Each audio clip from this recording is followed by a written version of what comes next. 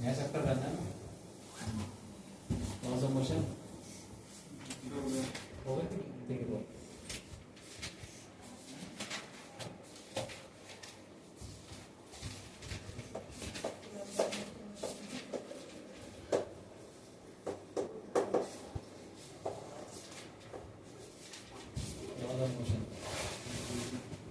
वो एनसीईआरटी के क्वेश्चन हो गए सारे, अभी नहीं हुए।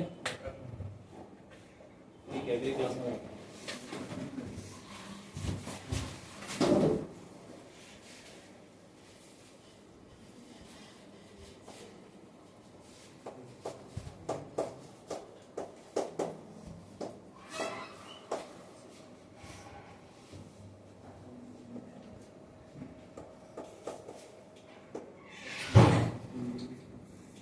न्यूटन लॉ, फर्स्ट लॉ क्या बोलता है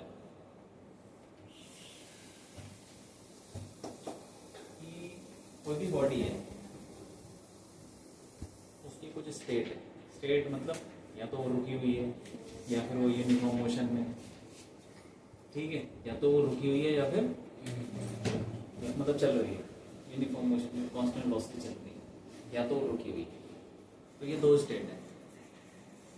अब उसको हमको चेंज करना है, कैसे करेंगे? तो ये फर्स्ट लॉ के बारे में बताता है कि अगर किसी बॉडी की स्टेट को चेंज करना है तो बाहर से कोई फोर्स लगाना पड़ेगा, ठीक है। जैसे कि कोई बॉडी रुकी हुई है, ये रुका हुआ, तो इसको हिलाने के लिए, चलाने के लिए क्या करना पड़ेगा? बस। और अगर बॉडी कोई चल रही है, जैसे कोई ऐसे कोई मूविंग बॉडी है, ठीक है, तो इस तरफ आई, इसको रोकने के लिए करना पड़ेगा, उसको एक फोर्स लगाना पड़ेगा, ठीक है, उसकी स्टेट चेंज करनी। तो वही चीज है।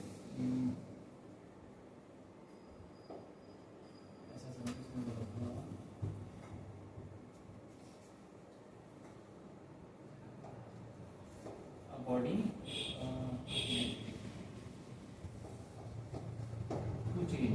to change the state, state समझ गए ना? स्टेट वो नहीं है, सॉलिड गैस नहीं है, स्टेट है रेस्ट और uniform motion. To change the state of a body, अरे ऐसे नहीं, दूसरी तरीके से।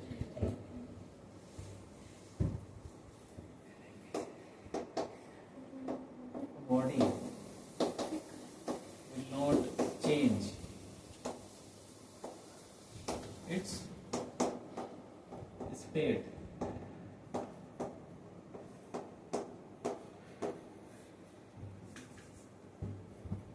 unless an external force is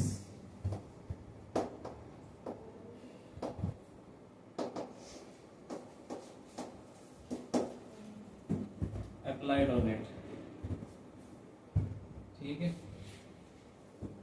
ये बात है कि कोई भी बॉडी है वो अपनी स्टेट चेंज नहीं करेगी जब तक उस पर बाहर से कोई फोर्स ना लगाया जाए, ठीक है। इसका कोई खास काम नहीं है।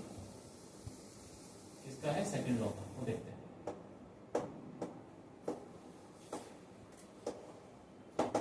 इसको ना लॉ ऑफ इनर्शिया बोलते हैं, लॉ ऑफ इनर्शिया।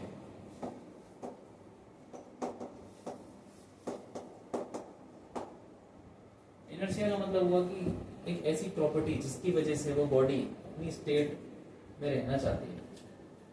जैसे मान लो कि कोई बस खड़ी हुई है, गाड़ी खड़ी है, तो उसको धक्का मारो तो क्या वो चलेगी? चलना चाहती है वो चलना नहीं चाहती, तुम्हें ज्यादा ही फोर्स लगाना पड़ेगा। तुम फोर्स लगाओगे तब चले चलेगी। ये कोई गाड़ी ऐसे चलती हुई आ रही है सड़क पे, तो वो रुकना नहीं चाहती,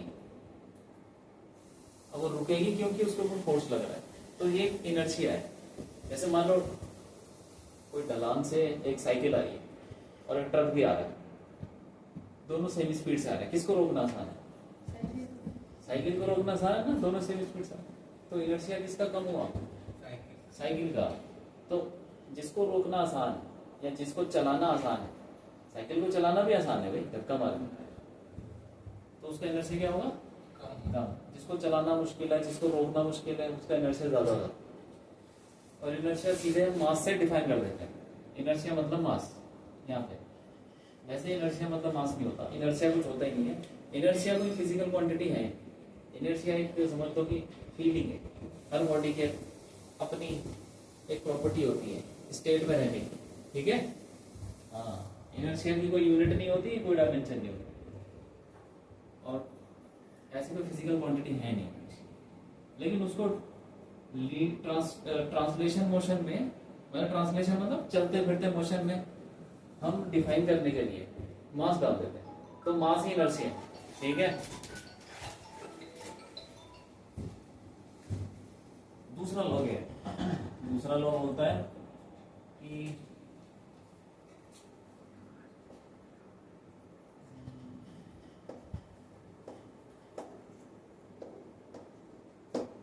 the net external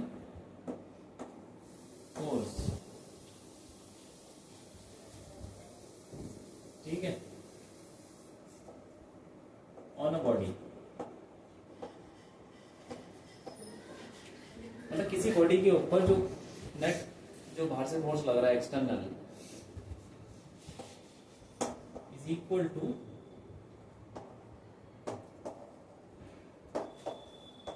the rate of change of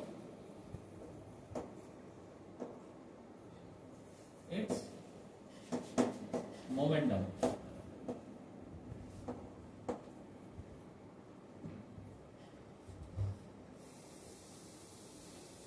तो ये क्या बोलता है कि कोई भी फोर्स लग रहा है बाहर से, तो ऐसे बोल देते हैं, एफ बोल देते हैं, ठीक है। लिखा हुआ है कि बाहर से फोर्स लगना चाहिए, तो जो बाहर से फोर्स लग रहा है किसी बॉडी को, किसके बराबर होगा? Rate of change of moment, rate of change of moment ऐसे बोलते हैं। जैसे dx by dt होता है ना, वो भी rate of change of position, dv by dt rate of change of velocity, वैसे rate of change of momentum इसको बोलते हैं, ठीक है। ठीक है, चीज है मोमेंटम है मास इनटू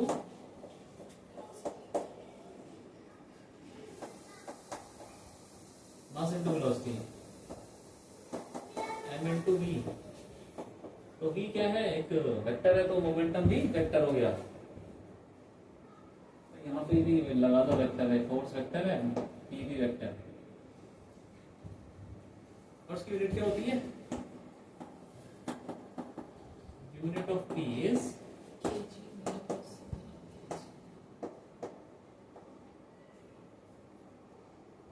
वेक्टर।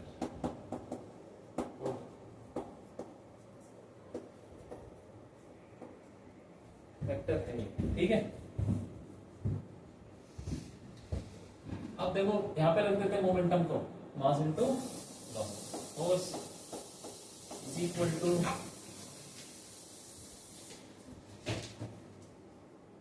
क्या हो जाएगा? ये d m into v by d t, ठीक है, ऐसे लिख लिया। अब मास अगर कांस्टेंट है, इफ मास इज कांस्टेंट,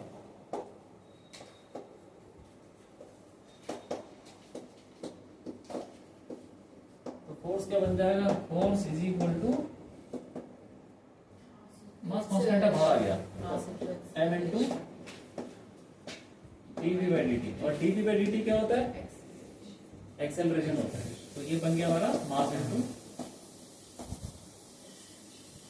तो फॉर्मूला तुमने पढ़ा होगा मास इनटू एक्सेलरेशन, वो यहां से आया मोमेंटम से, मोमेंटम को चेंज किया तो फोर्स लगा। तो समझो कि जब भी मोमेंटम चेंज होगा फोर्स लग जाएगा।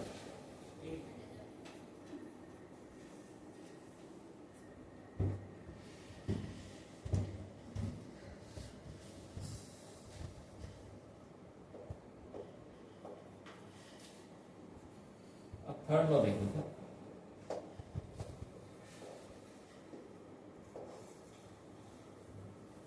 तो याद रखना ये देखो, ये F क्या चीज है बताओ? F क्या है? कौन सा फोर्स? क्या लिखा हुआ है? पढ़ो ना, दोबारा पढ़ो।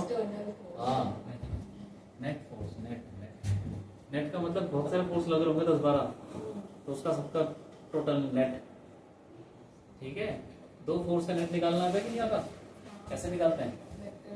हाँ, पैरेललोग्राम में पढ़ा है ना, दो वेक्टर का नेट निकालना। ऐसे 3 का भी निकल सकता है, 4 कितने भी हो सबका निकल जाएगा, तो वो नेट फोर्स है। और वो भी एक्सटर्नल, बाहर से, अंदर से नहीं,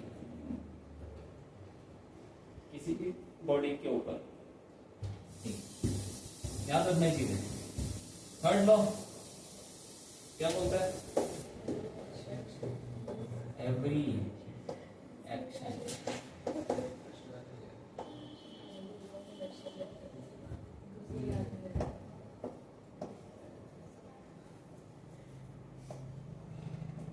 as an equal and opposite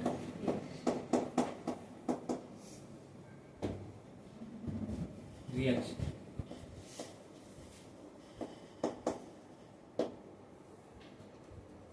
मतलब ये हुआ कि अगर एक बॉडी दूसरे पे फोर्स लगाएगी, कुछ फोर्स लगाएगी, तो दूसरी बॉडी पहली बॉडी पे उतना ही फोर्स लगाएगी।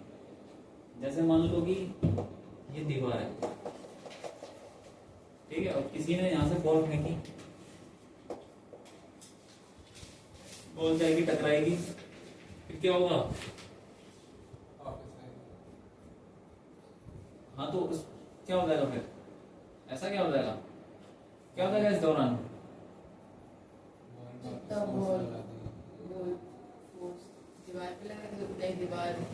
तो बॉल जब टकराएगी तो क्या होगा? बॉल दीवार पे फोर्स लगाएगी, ठीक है, तो कुछ तो फोर्स लगाएगी। मैं मतलब बॉल मारूंगा तो दीवार पे कहाँ फोर्स लगेगा? किस तरफ? उस तरफ, ठीक है। तो ऐसे फोर्स लग रहा है किस पे? फोर्स ऑन वॉल, दीवार पे। तो बॉल पे कहाँ लगेगा? इधर लगेगा, फोर्स ऑन बॉल। तो ये फोर्स ऑन बॉल है,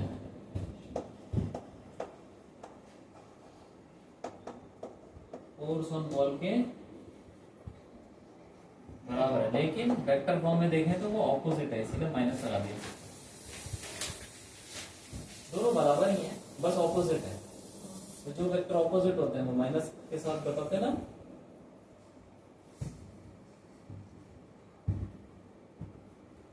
तो ये कहानी हो गई फोर्स की, थर्ड लॉ की। तो ऐसे बहुत सारे एग्जांपल हैं, जैसे गुब्बारे में हवा भरी हुई है और तुमने उस गुब्बारे को ऐसे छोड़ दिया तो हवा निकल जाएगी। तो हवा जिधर निकलेगी गुब्बारा कहाँ जाएगा? उसके वही फोर्स लग रहा है, जिधर हवा पे फोर्स लग रहा है उसका ऑपोजिट गुब्बारे पे लग जाएगा। उतना ही फोर्स लगेगा जितना हवा पे उतना गुब्बारे पे, ठीक। हाँ, लिख लो लिख लिया।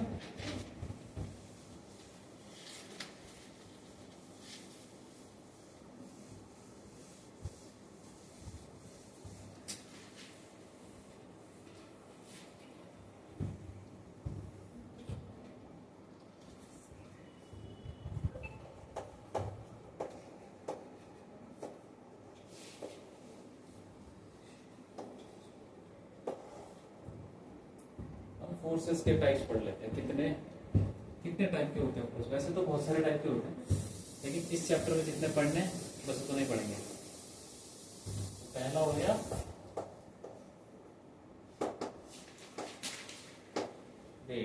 Wait is force.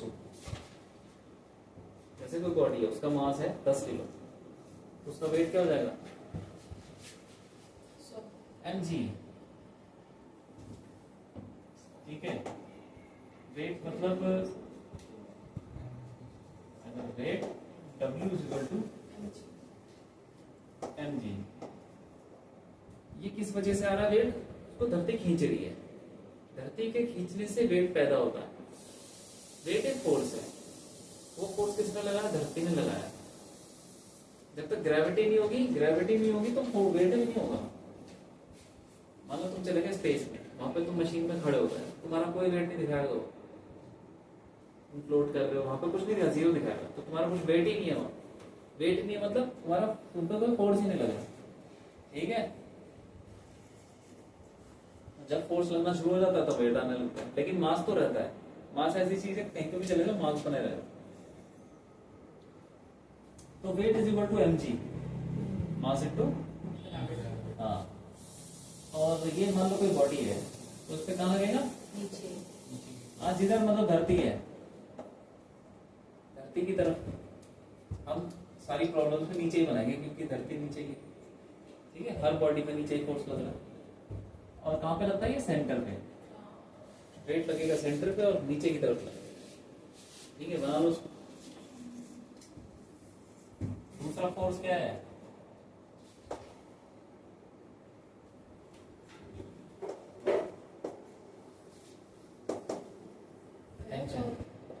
Weighing machine मतलब वेइंग नापते हैं, वो करेक्ट नहीं होता। करेक्ट तो कुछ नहीं होता दुनिया में। अरे मतलब फिर भी अप्रोक्सीमेटली अगर 5-10 के ऊपर मान ले तो वो करेक्ट नहीं होता। होता है, क्या हो गया, मतलब वो हमारा मास ही है। मास की वेट। तो हमारा अच्छा वो तो मास दिखाएगा केजी में ना, वो कन्वर्ट करके देता है, अंदर से डिवाइड कर देता है टाइम। पहले वेट मेजर किया, उस पे तो लगेगा, मशीन पे क्या लगेगा, फोर्स लगेगा भाई। तुम चढ़ोगे तो क्या लगेगा, फोर्स। जब तक फोर्स नहीं लगेगा तब तक वो नापे नहीं, तो फोर्स कुछ लगेगा, तुम्हारा वेट फिर उसको 10 से डिवाइड कर देता है। मतलब वो एग्जैक्टली मास तो होता ही है हमारी बॉडी का। मास बॉडी का मास, 5.6 ठीक है। अगला फोर्स क्या है, 6.66 टेंशन। टेंशन का मतलब खिंचाव, किसी चीज के अंदर खिंचाव। जैसे कोई चीज खींची हुई है, जैसे तार खींची हुई है, रस्सी, गिटार की स्ट्रिंग होती है, वो भी खींची खींची सी लगती है, ठीक है। तो जो भी चीज खींची हुई है,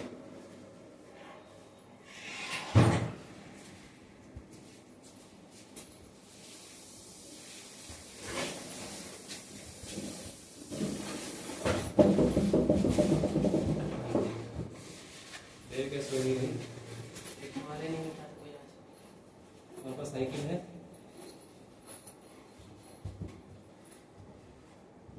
तो तुम क्या पैदल आए,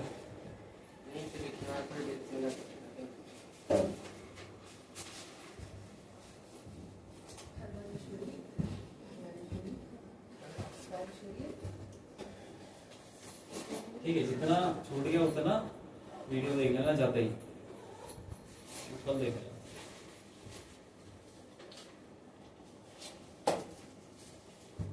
तो अभी तक कुछ नहीं पढ़ा हमने, 2-3 लॉ पढ़े न्यूटन के। आगे पढ़ रहे फोर्स क्या होता है। फोर्स पहला हो गया वेट, वेट हो गया mg लगता है नीचे, ठीक है। दूसरा फोर्स क्या, टेंशन। जैसे कोई धागा है तो उसको खींच दोगे तो उसमें एक खिंचाव आ जाएगा, तो वही चीज, वो खिंचाव ही टेंशन। हाँ रबर हो गया, रबर को खींच दो, रबर ऐसी पड़ी हुई है हाथ में, तो उसमें कोई खिंचाव है, जब तुम उसको खींचोगे तो वो खिंचाव महसूस होता है, ठीक है। धागा ऐसे ही पड़ा हुआ है, लेकिन धागे से अभी उसमें कोई खिंचाव महसूस नहीं होगा। उसको कुछ लटका दो किसी चीज से, फिर उसके अंदर एक खिंचाव आ जाएगा, समझ गए बात को। वही चीज, खिंचाव आया कैसे, तुमने फोर्स लगाया, उससे क्या हुआ कि अंदर के जो एटम्स हैं वो भी थोड़ा फोर्स में आ गए सारे, ठीक है। तो वो जो फोर्स है वही टेंशन है।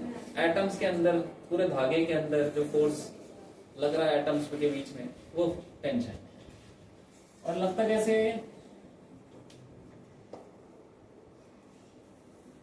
कोई बॉडी है उससे तुमने क्या कर दिया, मान लो धागा ऐसे ऐसे बांध दिया, ऐसे टेढ़ा धागा ऐसे बांध दो। धागा तो कैसे भी हो सकता है ना यार, मैं ऐसे यहाँ पे बांधू और यहाँ खींच लूं, टेढ़ा खींच लूं, कैसे भी खींच लूं,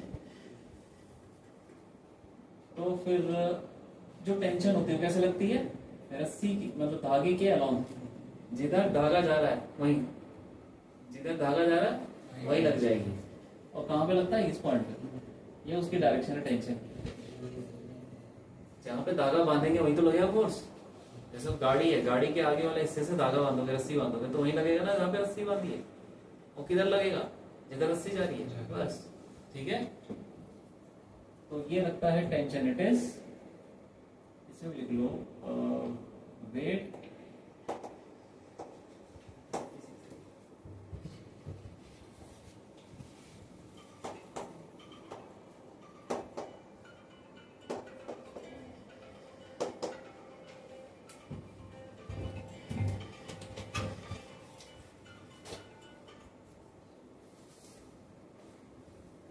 weight acts at the center of the body.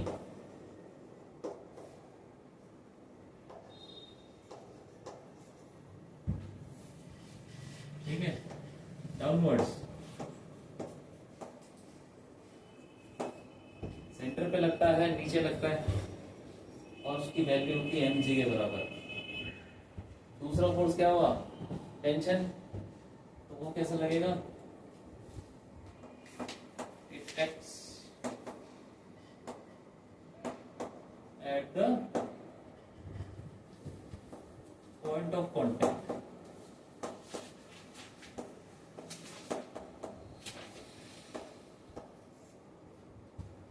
जहां पे रस्सी जोड़ रखी है वहीं पे लगेगा, धागा जहां पे चिपका रखा है उधर ही फोर्स लगेगा। ठीक है, along the string,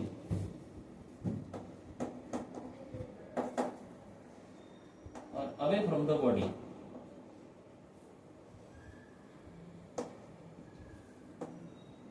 ये डाउनवर्ड मैंने इसलिए लिखा है वेट, क्योंकि जब हम जितने भी क्वेश्चन करेंगे उसमें धरती नीचे ही होगी।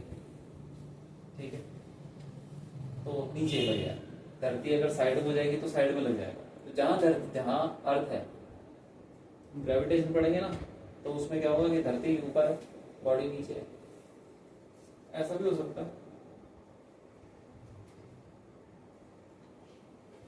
तो फोर्स कहां लग जाएगा, धरती की तरफ। ठीक है,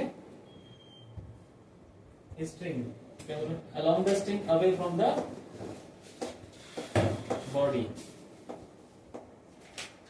ठीक है, हाँ,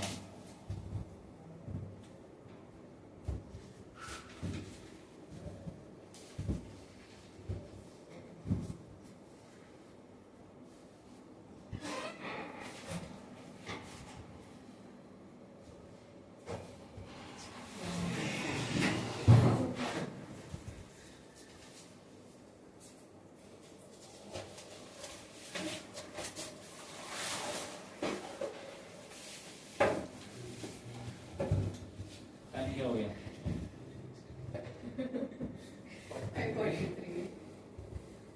कैसे हो गया, लेट हुई फिर ऑटो ही नहीं मिला, बारिश के कारण। बारिश हो रही है। 10 मिनट खड़ा रहा और एक भी ऑटो नहीं आया, कभी किसी की ध्यान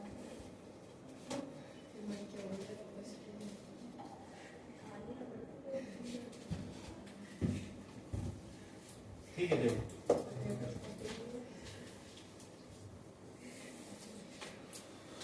कोई बात नहीं, अभी जितना छूट गया ना अभी लिख लेना, थोड़ा सा कुछ नहीं। तीसरा क्या है, तीसरा फोर्स, फर्स्ट फोर्स बता के, फोर्स बता दो। न्यूटन के 3 लो बताए थे, थर्ड लो यार, 2 लो था भी लिख लेना, एक पेज छोड़ दो। तीसरा फोर्स क्या है भाई, उसको बोलते हैं नॉर्मल रिएक्शन।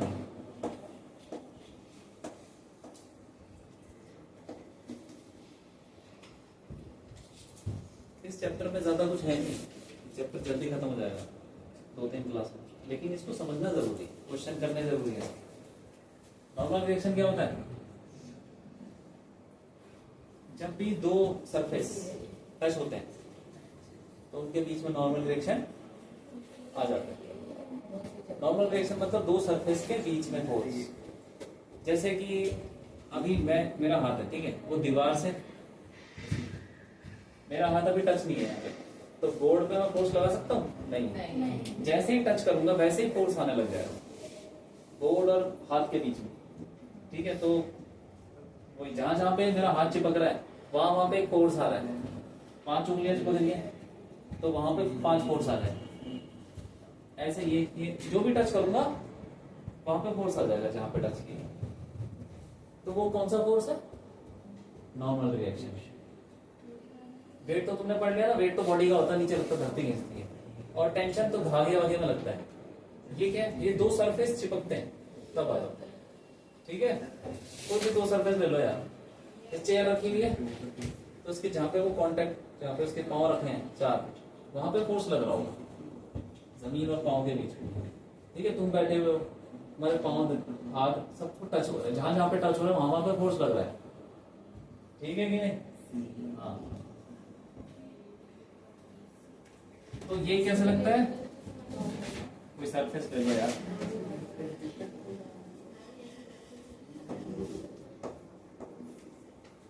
मान लो कोई बॉडी है, उसको टेबल पर रखा हुआ है, तो यहाँ पे देखो, ध्यान से देखो, सरफेस कहाँ पे टच है, बॉडी टेबल से टच हो रही है। बॉडी का सरफेस और टेबल का सरफेस टच हो रखा है, तो यहीं पे फोर्स लग जाएगा।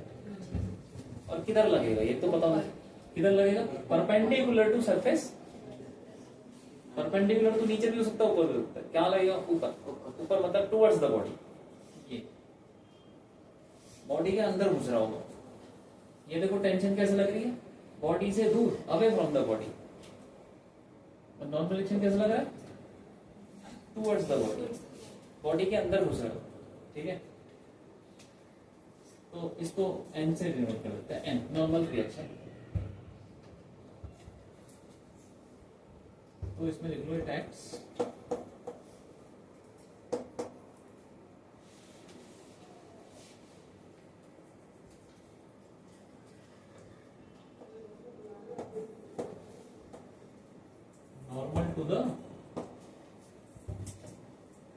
normal to the surface,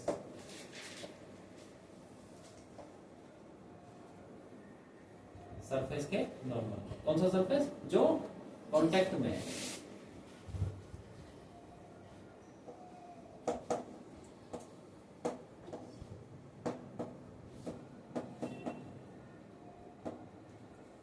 तो normal to the surface which is in contact, जो भी कांटेक्ट में किसी दूसरे सरफेस, ठीक है, टुवर्ड्स द बॉडी।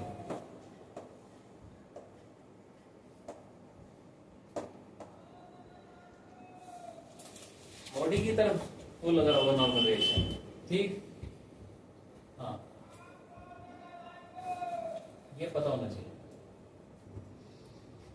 अगला फोर्स देखो, चौथा,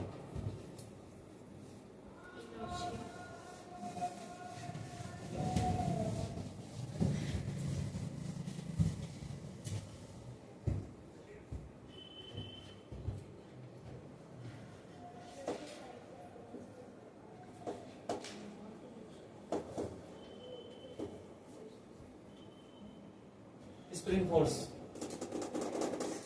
स्प्रिंग फोर्स, स्प्रिंग जो है, स्प्रिंग देखी, वो भी फोर्स लगाती है। जैसे बाइक में होता है। हाँ, बस बस, वही पेन के अंदर भी स्प्रिंग होती है, तो फोर्स लगाती है। कैसे लगाती है, वैसे जैसे ये धागा लगाता है, टेंशन, धागे में क्या आती है, टेंशन, स्प्रिंग में क्या लगती है, स्प्रिंग फोर्स। सेम चीज है, थोड़ा सा अंतर है, एक तो देखने का अंतर, स्प्रिंग ऐसे होती है,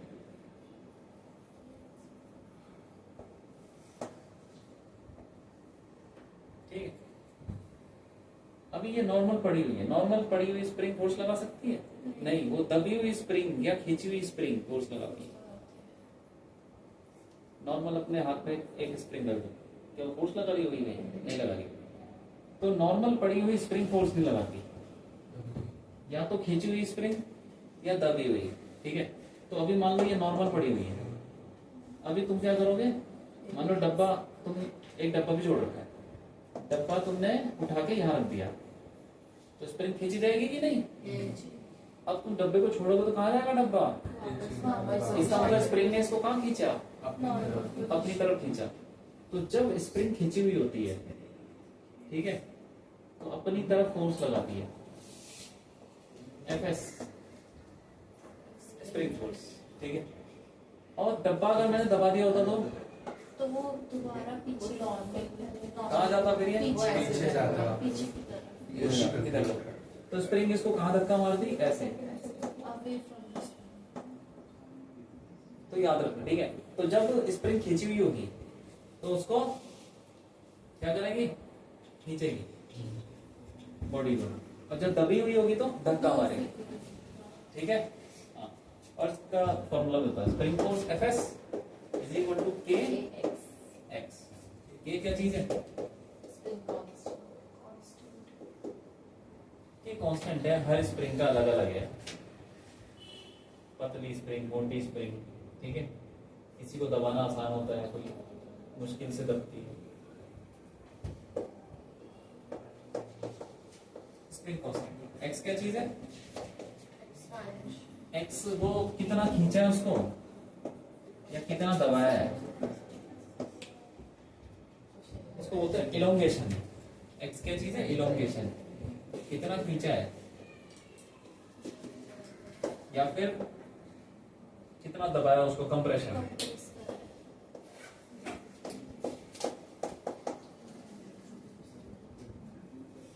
ठीक है, फॉर्मूला ये याद रखना, और डायरेक्शन तुम्हें पता होनी चाहिए कि स्प्रिंग कभी कभी खींच भी सकती है और कभी धक्का भी मार सकती है। खींचेगी कब, जब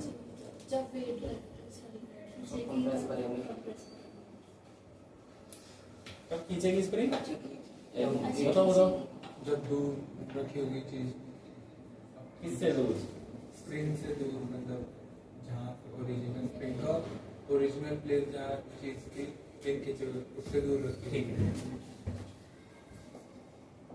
ये जो लेंथ है जिसपे स्प्रिंग नॉर्मल पड़ी हुई है उसको बोलते हैं नेचुरल लेंथ।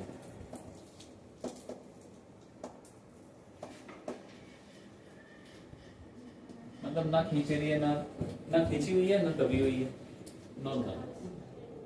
और ये हो गया इलोंगेटेड, ये हो गया कंप्रेस्ड।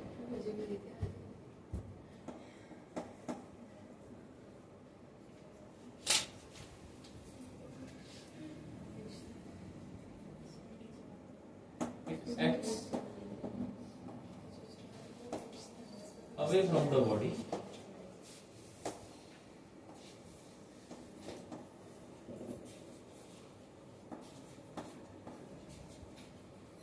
ठीक है, away from the body when elongated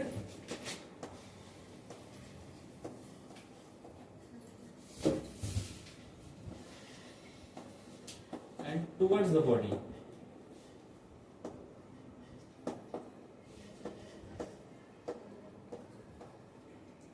when compressed। ठीक है, along the spring।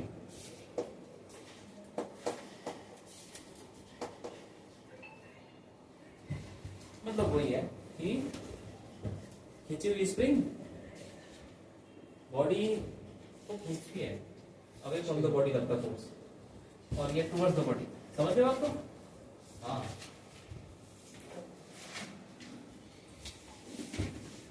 अगला फोर्स लिख लो,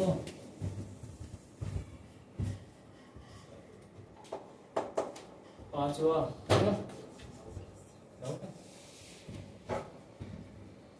लिख लो लिख लो।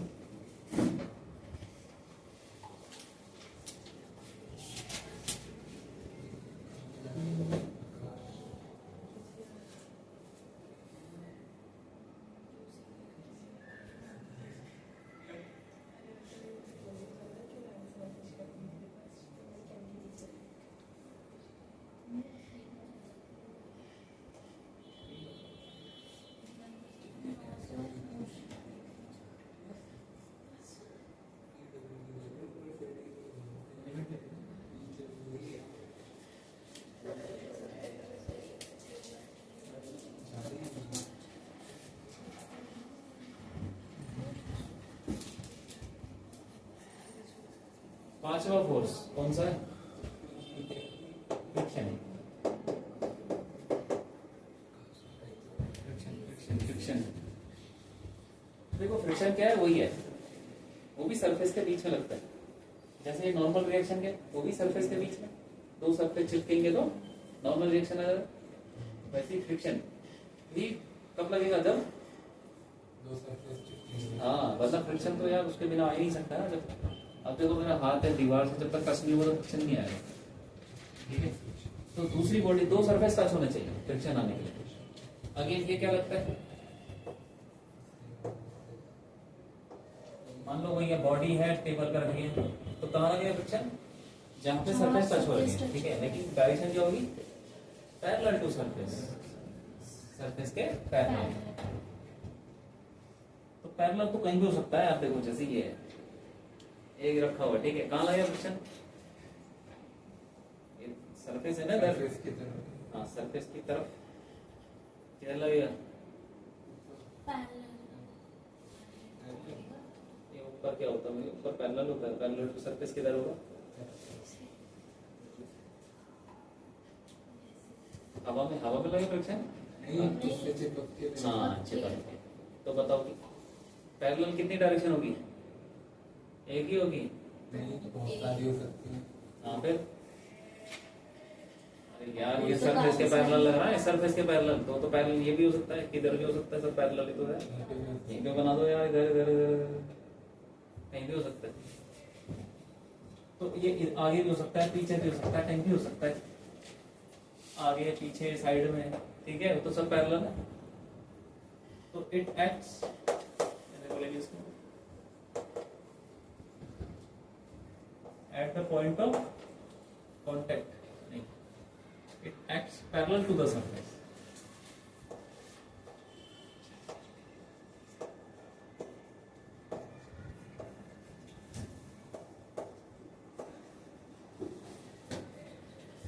Which is in contact.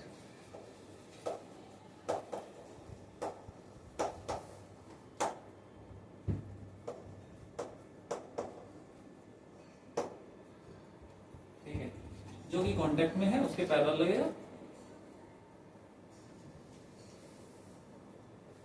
और कैसे? Opposite to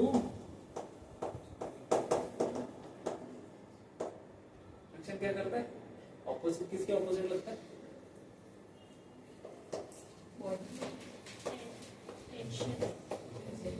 tendency, tendency of motion.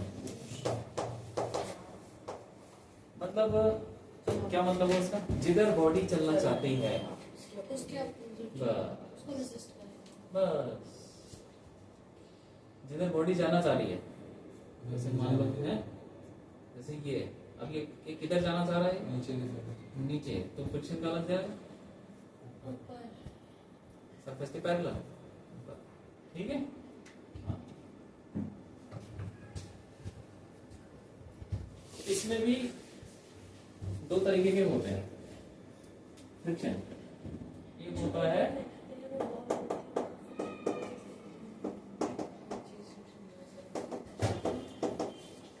Static friction. दो तरीके के होते हैं फ्रिक्शन। एक तो स्टैटिक फ्रिक्शन, मतलब जब बॉडी, जब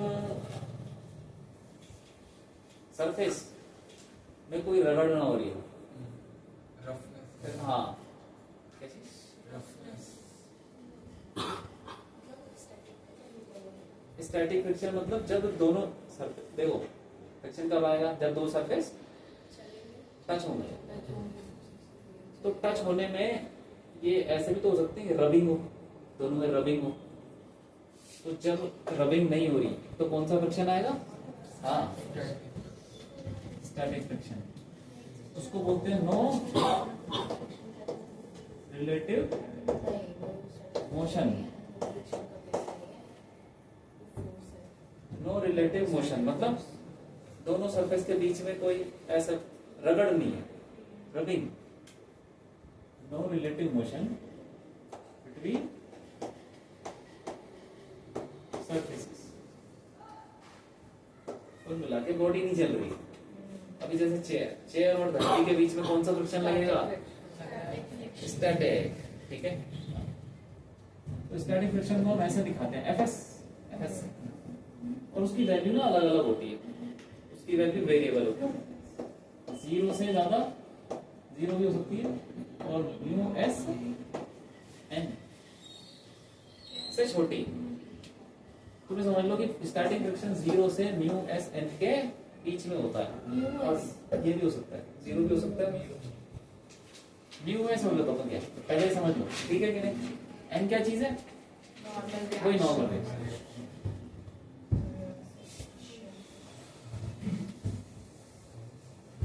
दूसरा टाइप का फ्रिक्शन क्या हुआ?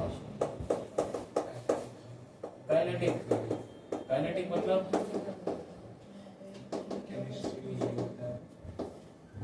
काइनेटिक फ्रिक्शन मतलब जब सरफेस के बीच में रबिंग हो जाए। रिलेटिव मोशन,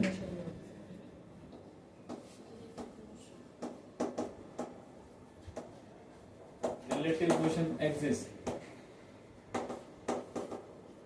ठीक है, बिटवीन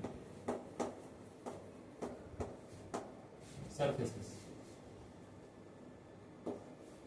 सरफेसेस के बीच में रिलेटिव मोशन हो, मतलब रगड़ हो दोनों सरफेस के बीच। स्केटिंग।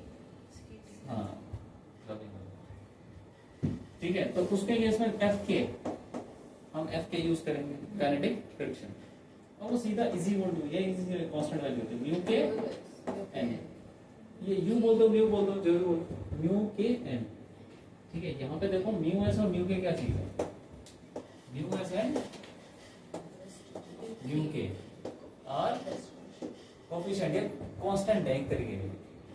ठीक है, कांस्टेंट कैसे निकलते हैं, कैसे पता चलता है कौन सा? अलग अलग कांस्टेंट है, अलग अलग सरफेस पे डिपेंड करता है। जैसे कि अब ये फर्श के ऊपर कोई बॉडी चलेगी, वो अलग चलेगी। लोहे का एक कॉइन यहाँ पे डाल दो, वो दूर तक जाएगा। एक इरेजर डालो, वो नहीं जाएगी दूर, वो रुक जाएगी जल्दी। कुछ और डालो, ठीक है, अलग अलग सरफेस, अलग अलग तरीके का कोफिशिएंट होता है। Coefficient of static and kinetic, दो कांस्टेंट म्यू एस और म्यू के क्या है? Coefficient of static and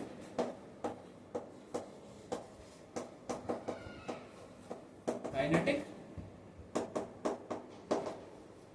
friction. तो फ्रिक्शन के दो तरीके हो गए, रुका हुआ और चलता हुआ। तो रुके हुए में ये फॉर्मूला लगाना है और चलते हुए में ये लगाना है, और ये सब कांस्टेंट है, तो दिया होगा। ठीक है, और एन क्या चीज है? नॉर्मल रिएक्शन है, बताइए। ठीक है,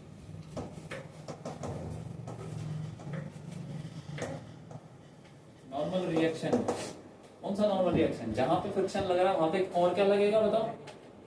सरफेस है ना, एक तो फ्रिक्शन लग रहा है और क्या लगेगा? नॉर्मल रिएक्शन लग रहा होगा, वही normal reaction at the surface.